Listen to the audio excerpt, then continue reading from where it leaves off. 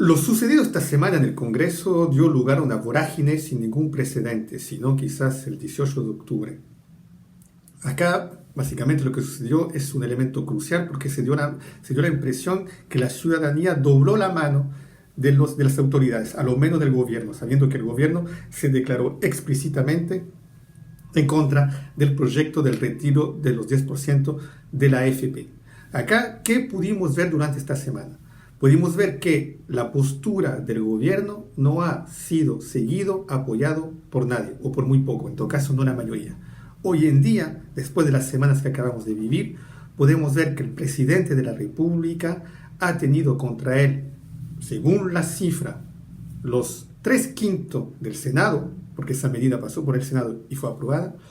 Al inicio, 3/5 del Congreso, de la Cámara Baja, de la Cámara de Diputados, pero finalmente terminó siendo un 2/3 de la Cámara de Diputados. Y según la encuesta, que puede tener un valor relativo en todo caso, pero que la moneda siempre le dio importancia a esa encuesta, ahí podemos ver que 85% de los chilenos apoyan aún la medida del retiro de los 10% y 82% pensaban recurrir si esta medida era adoptada. Entonces tenemos un presidente hoy en día en Chile que tiene en contra de él un 3/5 del Senado, 2/3 en su último trámite del Congreso y 85% de los chilenos. Yo creo que hoy en día Sebastián Piñera debe tener claro lo que es el sentimiento de soledad. En todo caso sería bien que lo tenga porque en este caso quedó muy solo.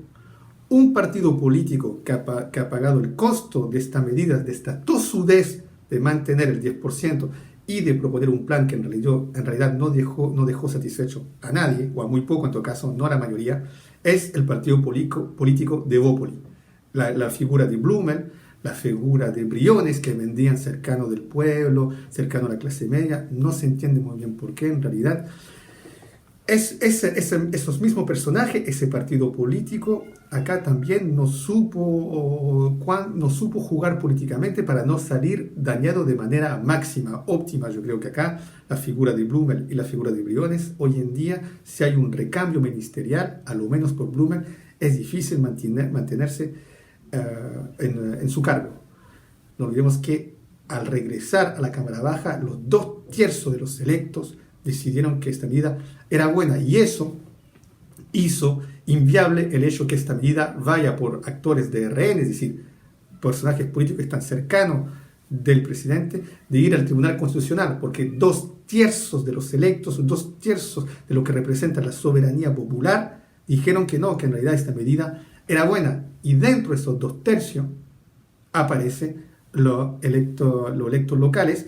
Y acá hay una figura que también salió perdiendo muchísimo en cuanto a su capital político, que ya venía un poco ya dañado desde el estallido del 18 de octubre, que a un momento dado trató de recuperar, también ayudándose en diferentes polémicas, también apoyándose sobre su contacto con Santiago y sobre el hecho que tiene a disposición, porque tiene a disposición la intendencia y algunos servicios acá en la región. La diputada Paulina Núñez, bien que se mantuvo después del estallido, hoy en día, en otro momento crucial, vuelve a fallar, como falló después del 18 de octubre, con esa famosa imagen que tuvo en el Congreso, ese actuar cuando tira un cartel que tenía indicaciones en cuanto a la represión que se vivía en ese momento.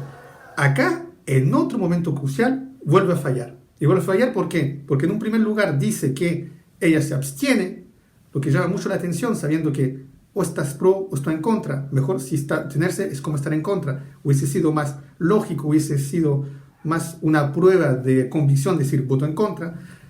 Pero ahí ella se abstuvo en un primer lugar, va a la Cámara Alta, al Senado, regresa a la Cámara Baja y ahí ella dice yo voto en favor de esta medida. Y luego se declara en su Facebook que ella votó a favor porque entendía la dificultad de los antofagastinos.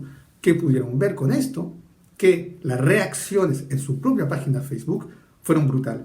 Nadie creyó que en realidad le hacía eso por convicción y por la preocupación de los antofagastinos, sino daba la impresión, y es así lo perciben la gente en la región, que está actuando de esa manera por oportunismo político, porque no le quedaba otra, en buen chileno, que aceptar esa medida para no perder un cierto apoyo político. La pregunta hoy en día es saber si eso o no, si no es demasiado tarde por haber cambiado de opinión, porque eso también concierne en todo caso al otro personaje de RN de la región, al otro diputado, el diputado Castro, que siempre sigue lo que indica la diputada Paulina Núñez, y acá nos da la impresión que si están en el mismo barco, acá este barco se está pareciendo mucho al Titanic, quizás a lo lejos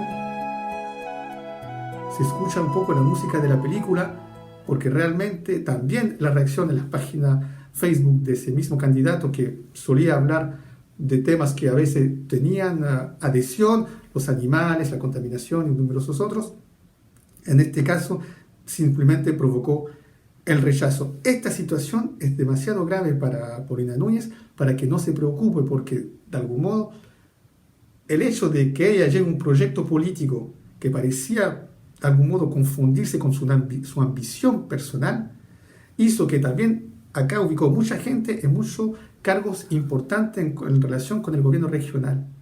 Si esa figura se ve destabilizada, también habrá que interrogarse si no habrá un impacto también a nivel de las diferentes figuras que están instaladas en diferentes cargos en el gobierno regional u otras instituciones gubernamentales.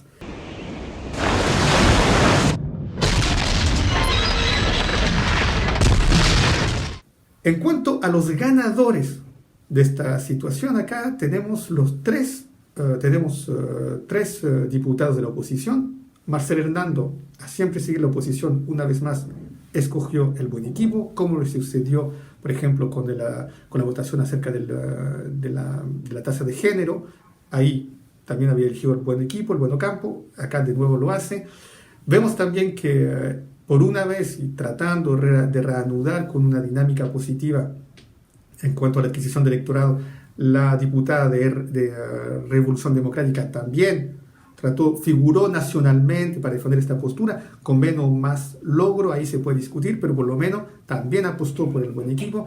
Y el último, quizás el que fue el más involucrado acá, quien es el legislador Velázquez, que él pertenece al partido político que llevó este proyecto, de ahí nace, y de algún modo acá él es el gran ganador, a lo menos yo supongo, en su ciudad de Calama, en esa zona, porque yo creo que ahí que por fin fortaleció su postura, bien que ya venía fortalecida, pero con esto ahí yo creo que ahí fue el gran ganador a nivel de los legisladores de la Cámara Baja. En lo que concierne justamente a la Cámara Alta, relacionado con el señor Velázquez que llevó este proyecto, fue el diputado Mulet. De algún modo, el origen de ese diputado, que pertenece a la Federación Regionalista Verde, ese mismo diputado al origen pertenecía a la Democracia Cristiana. Y sobre todo era un fidel seguidor de Saldívar, que es él que también, a un momento dado, sedujo Pedro Araya, el senador actual de la región, para sacarlo de la DC y crear un movimiento un poco más autónomo. Pedro Araya, en esta pasada, al igual que un Nosferatu político, todo tiene la imagen de Nosferatu,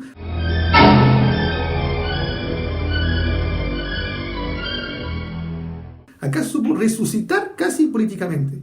Él, siendo marcado por la votación de los estacionamientos hace poco tiempo atrás, con esta oportunidad uno no puede decir objetivamente que su desempeño no fue bueno. Honestamente, su desempeño de un punto de vista jurídico, como constitucionalista, entre comillas, como participante de la Comisión Constitucional, yo creo que su desempeño fue casi un sin falta. Es decir, igual cada vez que se expresó, fue atinado y no se ha equivocado en ningún momento en cuanto a la aplicación de la retórica, de los principios que se aplicaban. Incluso lograron ampliar la aplicación de la medida a los jubilados y otros. Yo creo que acá también habla bien de algún modo de su formación.